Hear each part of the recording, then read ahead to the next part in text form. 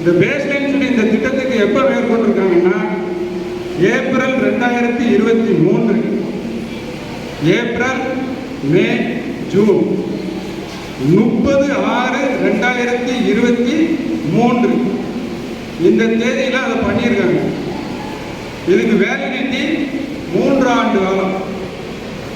30/6/2026 அதனுடைய கால அவகாசம் முடிஞ்சு போச்சு.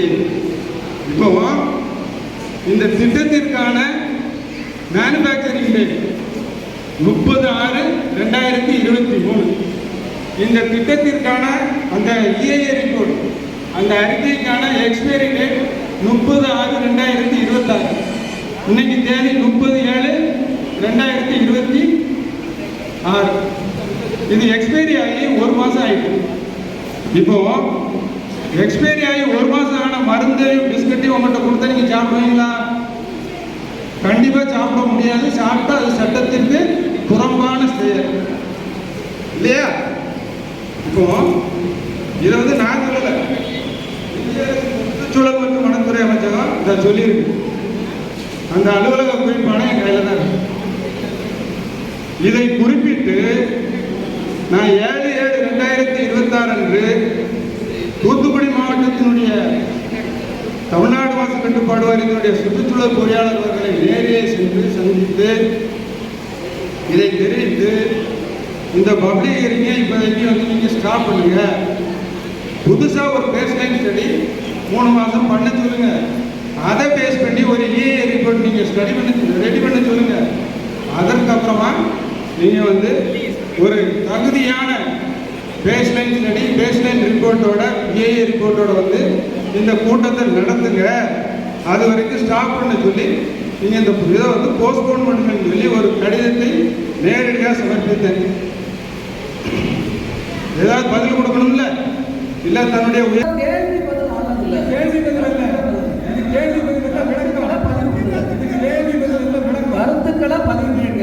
இது கேள்வி அவங்களுக்கு கன்சல்டன்ட், அவங்களுக்கு இதை பண்றதுக்கு ரைட் இருக்கா இல்லையாங்கிறது தெரியணும்ல. அவங்களுக்கு வேலிடிட்டி இல்லைன்னா இதை பண்றதுக்கு அவங்களுக்கு ரைட்டே கிடையாது. அது அப்படி இருக்காது கேட்டால் இருக்கு, இல்லை இந்த ரேட் வரைக்கும் இருக்குன்றதுல இது எதுக்கு இவ்வளோ பெரிய குழப்பம்?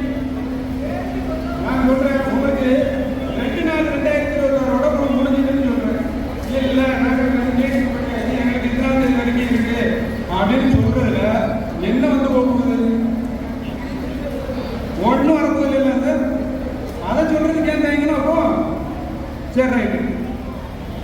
உங்களுக்கு இந்த பிஸ்கட் பாக்கெட் இருக்கும், அந்த பிஸ்கட் பாக்கெட்டில் பார்த்தீங்கன்னா ஒன்று மேனுஃபேக்சரிங் டேட் போடுவாங்க, உற்பத்தி செய்யப்பட்ட நாள். அதுக்கு கீழே லோன் கொடுப்பாங்க எக்ஸ்பைரி டேட் அப்படின்னு கொடுப்பாங்க. எக்ஸ்பைரி டேட்னா அந்த உற்பத்தி செய்யப்பட்ட நாட்கள் இருந்து கூட்டம் அவர் நடத்துறாரு. அப்போ கூட்டம் நீங்க நடத்தலையா? நீங்க பேசுங்க.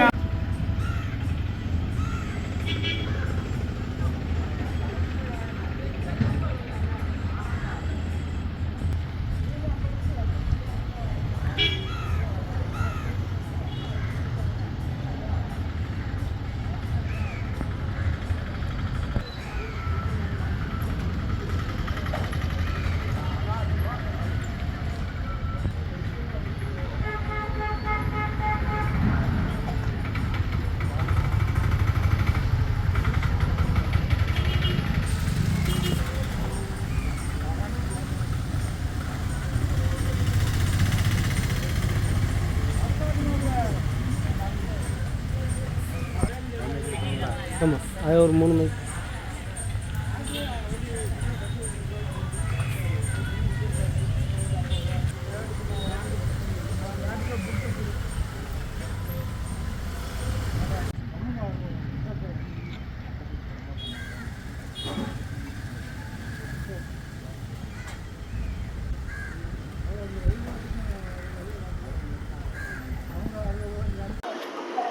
விவி மினரல்ஸ் குடும்பத்தை சார்ந்தவர்கள் அரிமா சிமெண்ட் என்ற பெயரிலே தெற்கு வீரபாண்டியபுரம் பகுதியிலே ஒரு சிமெண்ட் தொழிற்சாலை ஆரம்பிக்க திட்டமிட்டு அதற்கான கருத்து கேட்பு கூட்டம் இன்றைய தினம் நடைபெறும் என்பதாக தமிழ்நாடு மாசு கட்டுப்பாடு வாரியத்தால் அறிவிப்பு செய்யப்பட்டது.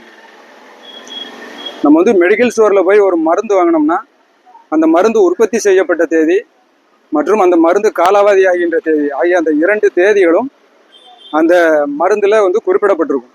ஆக அந்த மருந்து உற்பத்தி செய்யப்பட்ட தேதியிலிருந்து காலாவதி ஆவதற்கு முன்பாக அதை பயன்படுத்த வேண்டும். காலாவதி ஆகிட்டுனா அதை பயன்படுத்தவும் கூடாது, அதை விற்பனை செய்யவும் கூடாது. அப்படி விற்பனை செய்தாலோ பயன்படுத்தினாலோ அது பின்விளைவுகளை ஏற்படுத்தக்கூடியது, சட்டத்திற்கு புறம்பானது. இப்படி ஒரு சூழ்நிலை இருக்குது.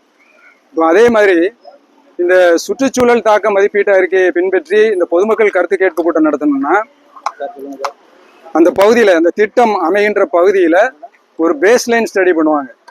அதாவது ஒரு அடிப்படை ஆய்வு நடத்தி அந்த அடிப்படை ஆய்வின் கீழில் ஒரு EIA ரிப்போர்ட், சுற்றுச்சூழல் தாக்க மதிப்பீட்டு அறிக்கை அப்படி என்று சொல்லக்கூடிய ஒரு அறிக்கையை ரெடி பண்ணுவாங்க.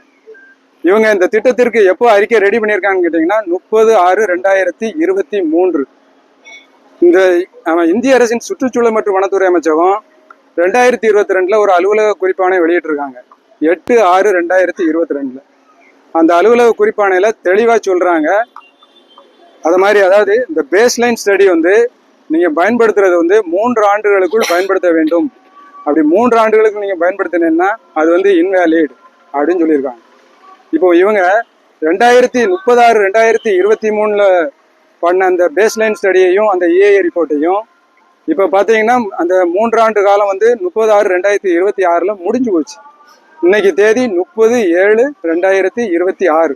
ஆக காலாவதி ஆகிவிட்ட அந்த பேஸ்லைன் ஸ்டடியையும் அந்த ரிப்போர்ட்டையும் பயன்படுத்தி சட்டத்திற்கு புறம்பாக அவங்க இந்த பொதுமக்கள் கருத்து கேட்பு கூட்டத்தை நடத்த திட்டமிட்டு அதற்கான அறிவிப்பையும் வெளியிட்டிருந்தாங்க.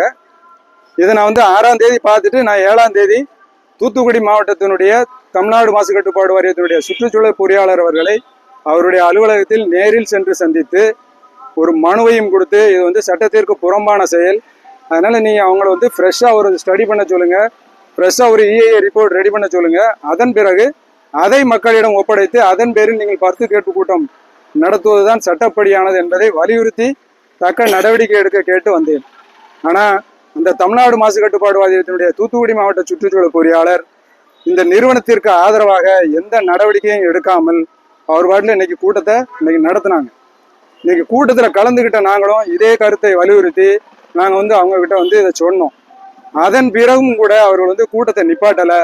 அவர் வந்து கூட்டத்தை நடத்திக்கிட்டு இருந்தாரு. நாங்கள் வந்து கூட்டத்தை எங்களுடைய கருத்துக்களையும் சொல்லி இது தொடர்பான எங்களது மனுவை மீண்டும் சமர்ப்பித்து நாங்கள் வந்து கூட்டத்தை புறக்கணிப்பித்துட்டு வந்தோம்.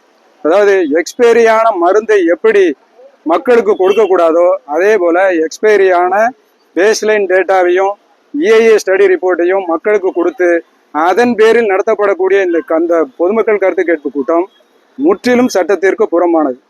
அதாவது இந்த அலுவலக குறிப்பாணையை இவ்வளவு காலத்துக்கு இந்த ஒரு அலுவலக குறிப்பாணையை இந்திய அரசின் சுற்றுச்சூழல் மற்றும் வனத்துறை அமைச்சகம் வெளியிட்டு அவங்க வந்து நீங்க இதை இப்படித்தான் பயன்படுத்தணும்னு சொல்லி இருக்கும்போது அதையும் மீறி இவங்க வந்து இதை வந்து பயன்படுத்திட்டு இருக்காங்க. இது வந்து வன்மையாக கண்டிக்கத்தக்கது. இந்த இன்றைய தினம் நடத்தப்பட்ட பொதுமக்கள் கருத்து கேட்பு கூட்டம் முற்றிலுமாக ரத்து செய்து அறிவிப்பு வெளியிட வேண்டும். SP முத்துராமன், சுற்றுச்சூழல் ஆர்வலர், திருநெல்வேலி. அந்த ஆலை இருக்கக்கூடிய பகுதியில் உள்ள மக்கள் கலந்துக்கிட்டாங்களா வேற யாரும்? இல்லை, அதாவது இப்போ பொதுவாகவே வந்து இந்த கருத்து கேட்பு கூட்டங்கிறது எங்க பண்ணணும்னு பார்த்தீங்கன்னா அந்த ஆலை அமைகின்ற இடத்தில் நடத்துறது தான் வந்து பொருத்தமானது. ஏன்னா இப்போ அந்த ஆலை அந்த வீரபாண்டியபுரம் கிட்டத்தட்ட ஒரு 10 கிலோமீட்டர் கிட்ட வந்துடும். ஆக அந்த மக்கள் எல்லாருமே அங்கே எல்லாருக்கும் முதல்ல அது தெரியாது. அவங்க எல்லாரும் அங்கிருந்து வந்து இங்கே வந்து கலந்துக்கிறதுங்கிறதும் சாத்தியமே இல்லை. இது வந்து அந்த ஆலை அமைவிடத்துல அவங்க வந்து அந்த பொதுமக்கள் கருத்து கேட்பு நடத்துறது தான் வந்து சால சிறந்தது. அதை தமிழ்நாடு மாசு கட்டுப்பாடு வாரியம் பெரும்பாலான இடங்களில் செய்யறது கிடையாது. அதனால அந்த பகுதி மக்கள் பெருமளவில் கலந்து கொண்டு தங்களது கருத்தை தெரிவிக்க முடியாத சூழ்நிலையும் உண்டாகிறது.